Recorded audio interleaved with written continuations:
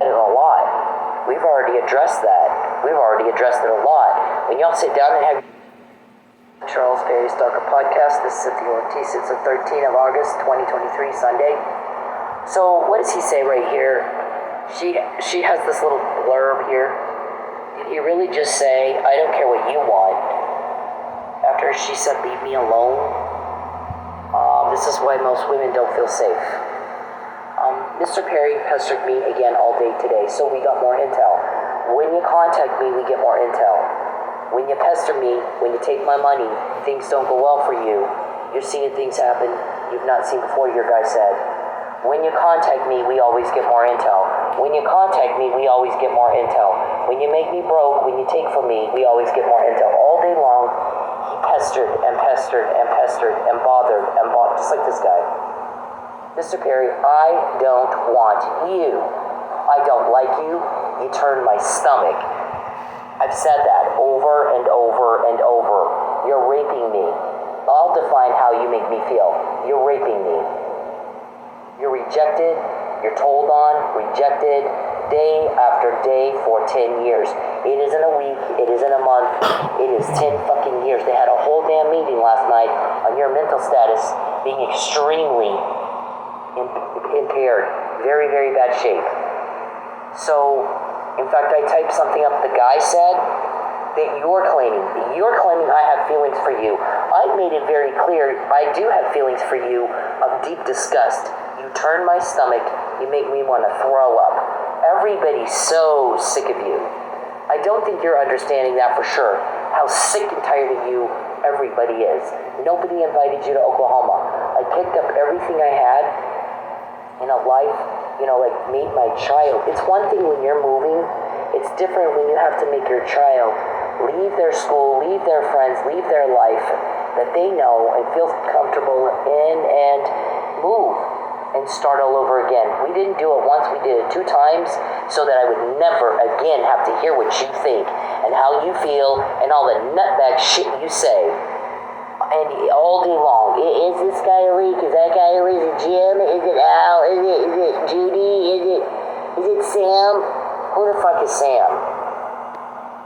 All day long. Sam's a new name.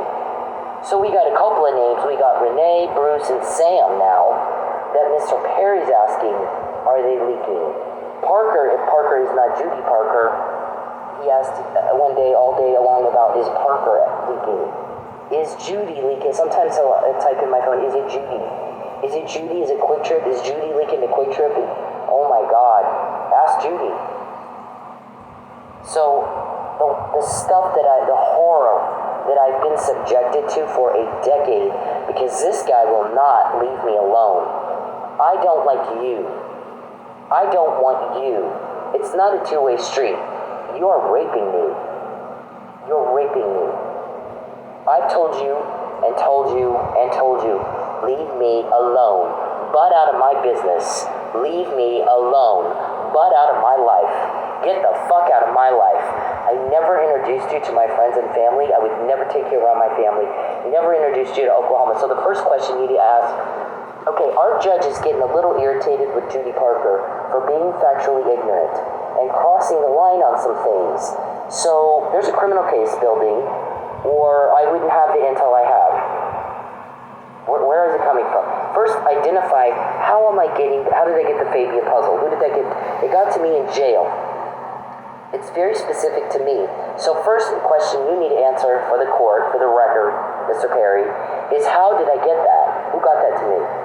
It's very, very specific to me. It's not your name on there.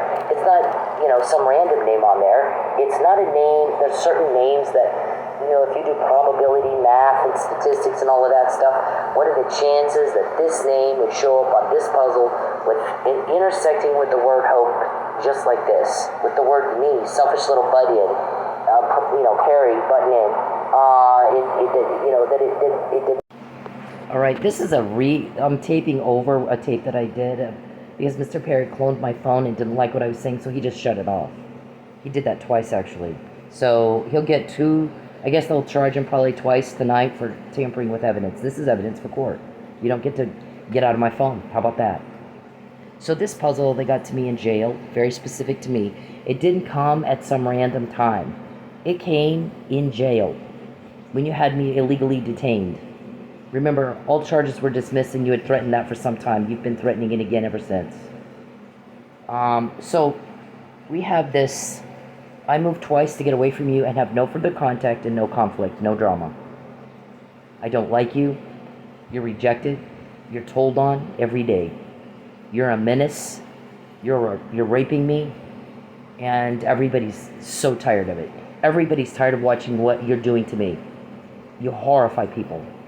We get the information. We get the help with information. You do not. We get your people's names. You don't get our people's names. Our guys won't call you back until you give it back and get out. They're not going to waste their time. He said in March 2020, don't invade her privacy. Don't contact her. Get your hands out of her wallet. Stop stealing her money. Stop making her broke. They've known me for 30 years. They know I can make money. So,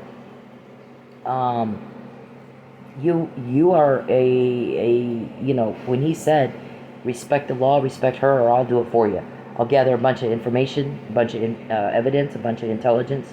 We'll take it to court, and we'll put you away for the rest of your life. You're not going to bother her again. She won't be broke anymore. She won't have this problem none of these problems anymore that you make. All you do is make problems, and everybody's tired of it. I guess somebody complained about it. Somebody else said, everywhere David Robertson and Charles Perry go, it's problems and drama, and it's not too long, and everybody's broke. So I can see why they have leaks. Everybody's sick and tired of that. You can bully and bully and bully and bully, and pretty soon, everybody's just had enough of it. So look how much intel we got after March 2020, when he first told you that. And he said, Mr. Perry's been calling around. He heard, because you call all around looking to who is helping her, who got this to her, this puzzle, in jail. So he gets it through the grapevine. You're looking for him. And he's like, okay, I'm very busy running intel ops to keep Cynthia from ending up dead or kidnapped or something. So, and trying to make it where she can fucking eat. So I'm busy. I don't have time to pick up the phone and call somebody who doesn't understand what I just said. I said it, and I say it one time. Don't invade her privacy. Don't contact her. And get your hands out of her wallet, or I'm going to do it for you. I'm going to get the intelligence. I'm going to get the evidence. And we're going to put you away for the rest of your life. Then I'm going to fix all the messes you made and clean up all that. And make sure you're reminded every day for the rest of your life. I fixed it. I made her happy. You did not. Okay? So, I don't want anything to do with you. I went to great effort to get away from you, so there's no drama, there's no conflict, there's nothing. I don't have to hear from you again. I put my son through that too. He was 10 years old when we moved the first time, like 10, 11. So, you put my kid through hell. When you start messing with somebody's child, they're going to scratch your eyeballs out. That's just the way it is. In somebody's family, the same thing. So, I get this in jail. It has Fabian's name. Fabian was my manager at Jaguars, and I had, in a private Facebook message to a friend of mine, she said, are you seeing anybody? And I said, no, but I like my manager. I'd like to kind of see what he's like. After that, Mr. Perry started butting in, and Fabian and I talked about it, and Fabian said, I think you deserve better than to have to spend the rest of your life being harassed by this guy. He's the only person that has not been used to trick me into something you want to do, or bait me into something you want to do, or Hansel and Gretel is your code word, I guess. And, push me this way or push me that way. So he's the one person on the planet that has not asked me questions to get information out of me to give to you. Yeah. Okay, so the night David Robertson comes in and tells me, recant your claims, Mr. Perry's stalking you, or I'm going to put you in the lake. I was like, whoa, just real bold with the death threat right there, huh? You got to put me in the lake? Okay. He then said, why don't you like Charles? He's actually sitting outside waiting to talk to you. And I said, well, I'm not going to talk to him. I'm not going outside. He said, well, why don't you like him? I said, he's a monster. He's a damn monster. There's nothing to like. You're very cruel and you're very creepy. And you're a weirdo. So, and I don't do canned food guy. And under any circumstances, never ever do I do canned food guy, peeping Tom, butt in Bertha, or nosy Nancy, or boring. I don't work. I just watch you work all day. and I don't do cop killer, not under any circumstances. So if you liked me, the stuff that you do, you would not do. It's a turnoff. Go in a bar, find the ugliest bitch in there, tell her all the stuff you do to me all day, and see if she'll go home with you. She'll call the cops, is what she'll do. So I text Fabian the night that David comes in, and we tell him what he said. Here's the date right there. So I'm in jail. This did not get to me at some random time. This does not have some random name on it. It's Fabian's name. Intersecting with the word hope. The word boo is a private joke between one of the officers that's helping me now. He and I goes way back. And it also denotes fear and sadness that you're causing. That's why everybody's sick of you. People don't like fear and sadness. Duh. So you're the butt in here, and that's all you are. Just a butt in. Now, you have a problem where you sit around and you fantasize it and you tell yourself something that's not real and you bullshit yourself, and then you go around and tell everybody else, and you've got yourself in a bind, and that is not my problem, is it? I don't think it is. I think everybody's sick and tired of it. Everybody's just sick of you. We get the help with information, not you. We're quoting you every day. You know, I'm not supposed to know about Judy Parker, am I?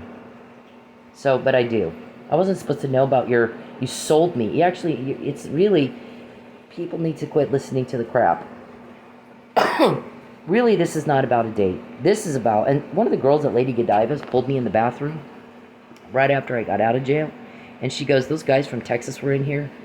And they told us that we have to make you like Charles Perry. And that is not our job. That is his job. And not only that, if you don't, we have to try to find some way that he can put you in jail until you change your mind. This is not about a date. Because I know I'm not the most educated person. I didn't graduate high school. My parents were on meth. And somebody had to work to feed us. So I stopped, I got out of high school and I started working. And I didn't get to finish. So, but even I know this is not about a date. What's it really about? What's really going on here? And I said, I can't tell you that, but I'll get somebody in touch with you. So I think one of the guys talked to her. Anyways, so we have this right here. Who got to me, not at some random time, not before jail, not after jail, in jail. Right up under your nose, and it wasn't up to you, was it? No, it was not. It's not your name on that. Your name is more common than the name Fabian. So probability, math, and all that, aren't you an accountant? Can you still add and subtract? What are the chances his name was going to end up on that puzzle? Not just in the same book, not just on the same page, but intersecting with the word hope. He made me hope. I had been dating a man named Daryl who came in and lifted off the heavy you piled on me. Took it off. Made my life a whole lot better. I liked my life with him. He and I were just friends for a long time, but he took me to court in Albuquerque one day because Mr. Perry does this thing to his victims where he will put hidden cameras in their home. Our witness tells us when they're not around, when they're not home, he'll put a hidden camera in and begin broadcasting us out on the dark web. He sells watch time, and he makes a bundle off of our body, our property, our utilities, our internet. And that most women don't know he's doing that. They have no idea. Then he gets them fired from their job. Then he makes sure they can't find another job. Then they lose the house. Then he has the ex take the kids away. So I was one of those victims. He did that to me. And his guy said, we've never had one of our victims figure out that they had cameras in their house. We've never had one figure out that we were causing their problems. We've never had one sue us and invoice us. We've never had one solve a murder we committed to cover all that up. When Charles pesters her and takes her money, things don't go well for us. We're seeing things we've never seen before. Never seen, never happened, never seen, never happened. Over and over, we hear you guys say that. And yet, you're still doing the same crap that makes those never happen before things happen. So, I get this in jail.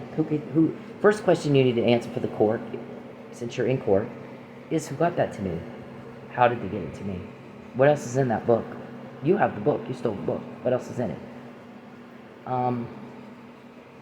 It's pretty phenomenal that it has Fabian's name and the word hope. Daryl, by the way, died of cancer, so